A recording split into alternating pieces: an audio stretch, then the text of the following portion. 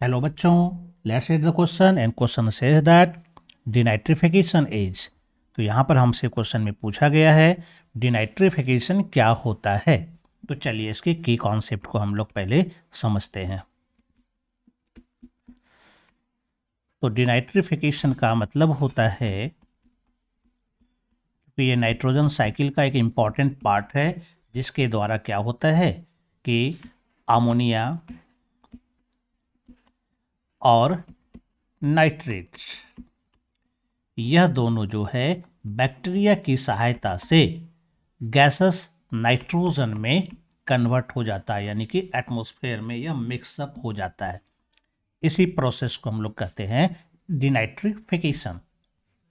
तो यहाँ पर अगर हम देखें इस प्रोसेस को, पहला कहता है reduction of nitrate to ammonia by bacteria in the soil. तो यह नहीं होता है नाइट्रेट का अमोनियम कन्वर्शन बैक्टीरिया सॉइल में बैक्टीरिया द्वारा होना डिनाइट्रिफिकेशन नहीं कहलाता, ये गलत है। दूसरा कहता है conversion of ammonia to amino acid, यह भी नहीं होता है, यह भी गलत है। तीसरा कहता है conversion of ammonia and nitrates to gases nitrogen, ये सही होता है, क्योंकि जब प्रोटीन्स बन जाता है तो उसके बाद क्या होता है, ये प्रोटीन नाइट्रेट में टूटता है और टूटने के बाद ये एटमॉस्फेरिक नाइट्रोजन में कन्वर्ट होता है। इसी को हम लोग कहते हैं डिनाइट्रिफिकेशन।